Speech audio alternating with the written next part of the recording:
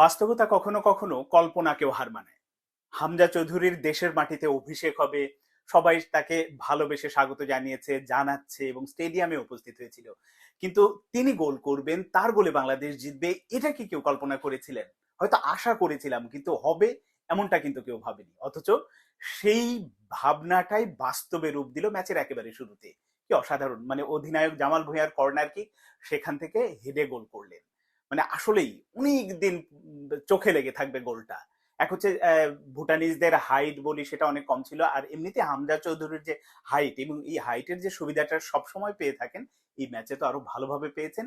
সবকিছু মিলে গোলটা যখন হয়েছে, আসলে অসাধারণ এক মুহূর্ত। পুরো গ্যালারি চিৎকার করে উঠেছে, পুরো গ্যালারি আনন্দে মেতেছে। এটা হবে, এটাই স্বাভাবিক। এবার ওই ওভারঅল শুধুমাত্র হামজা চৌধুরীর, আমরা যদি এই গোলের মুহূর্তটার কথা বলি, এর বাইরেও টোটাল ম্যাচে তিনি যা খেলেছেন, এক কথায় অসাধারণ, অতুলনীয়।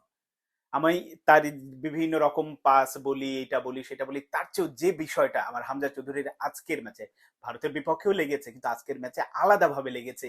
তিনি একজন নেতা হয়ে মাঠে ছিলেন। কি করতে হবে, কাকে কোথায় থাকতে হবে, কিভাবে যাচ্ছে, বলটা আমাকে দাও, এই কাজ করো, এই যে ব্যাপারগুলো ম্যাচের শুরু থেকে যতক্ষণ মাঠে ছিলেন, একেবারে পুরো একজন নেতার কাজটা তিনি করেছেন হামজা চৌধুরী।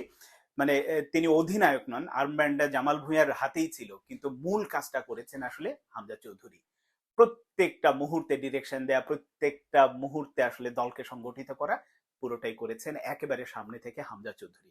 আমি আগে বলেছিলাম যে আমাদের এরকম একজন নেতার দরকার ছিল, আমরা সেই নেতাটা পেয়ে গেছি। এর বাইরে আপনি দেখেন, যদি ফাহমিদুলের কথায় আসেন, ফাহমিদুলের ওপরে যে প্রত্যাশার চাপ ছিল, যে হাইপ ছিল তাকে ঘিরে, তিনি কেমন খেলতে পারবেন, আদৌ পারবেন কিনা, এরকম একটা শঙ্কা ছিল। সেই ফাহমিদুলও কিন্তু প্রমাণ করেছেন তিনি আসলেই যোগ্য। এবং তার প্রতি যে অবিচার করা হয়েছিল ওই তাইফে, ভারতের বিপক্ষে ম্যাচে রাখা হয়নি, এটা তিনি দেখিয়ে দিয়েছেন। এখন তারপরও আমি কাবরেরার উপরে খুব বেশি আত্মবিশ্বাসী না। দেখা গেল সিঙ্গাপুরের ম্যাচে তাকে হয়তো একাদশে রাখেনি, কিন্তু যে কাজটা তিনি করেছেন, যতটুকু তিনি হয়তো গোল পাননি, কিন্তু যে কাজগুলো করেছেন, যে ছোট ছোট পাসগুলো দিয়েছেন, যে মুভমেন্ট গুলো ছিল, এগুলো একজন ভালো খেলোয়াড়, জাত খেলোয়াড় যে প্রমাণ, সেটা তিনি রেখেছেন। আমি প্রবাসী মানে বংশোদ্ভূত খেলোয়াড়দের যদি আমি কাজিমের কথা বলি, কাজিমের মুভমেন্ট গুলো অসাধারণ ছিল। তপুকে নিয়ে অনেক সমালোচনা করেছি, বা আমি নিজেও কথা বলি, কিন্তু তপুর আজকেও তার ভূমিকাটা খুবই ভালো ছিল।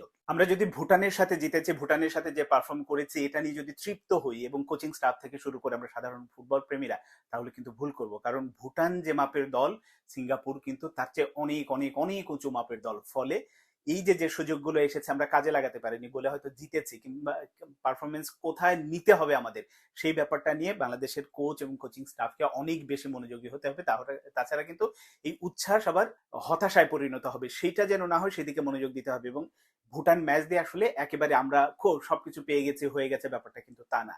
আমাদের মিডফিল্ডে আরো একজন যোগ হবে, সামিদ সোম যোগ হলে সেই ব্যাপারটা আসলে কতটা আরো ইফেক্টিভ হবে, এটা তো টেরই পাওয়া যাচ্ছে। যে হামজা চৌধুরী আজ একাই যখন মিডফিল্ডে খেলেছেন, ডিফেন্সে ডিফেন্সে এসেছেন, সেখান থেকে আবার উপরে উঠে গেছেন, বিভিন্ন সময় যে কাজগুলো করেছেন, একই কাজ হয়তো সামিদের কাছ থেকেও পাওয়া যাবে। সামিদ আসলে শক্তিটা যে মানে এসেছে দলের সাথে, হয়তো 10ই জুন আমরা ম্যাচে দেখতে পাবো, তার আগে 10ই জুনের আগে বেশ কয়েকটা প্র্যাকটিস সেশন আছে। সবকিছু মিলে আমাদের দলের এই ম্যাচে, ভুটান ম্যাচ শেষে যে একটা কম্বিনেশন দাঁড়ালো, আমাদের আমি অন্তত তৃপ্ত। বাদ বাকিটা এখন বুঝছেন, এই কয়েকটা সেশনে সামিদ সোম যোগ হলে, মানে একাদশে ফিরলে তখন শক্তি বাড়বে, সবকিছু মিলে দর্শক কানায় কানায় পূর্ণ থাকবে স্টেডিয়ামের। সিঙ্গাপুরকে হারিয়ে আমরা ফুটবলের যে নতুন যাত্রার স্বপ্ন দেখছি, সেটাই আসলে শুরু হবে। আর সব শেষে আবারও হামজা চৌধুরীর প্রশংসা করতে হয়, একজন নেতা আমরা পেয়েছি। আর্মব্যান্ড হয়তো হাতে নেই, কিন্তু একজন নেতা হিসেবে যেভাবে মাঠে খেলা দরকার, যা যা করা দরকার, সবকিছুই করেছেন হামজা চৌধুরী। আমাদের ফুটবলের সুদিন আসবে, আসতে বাধ্য।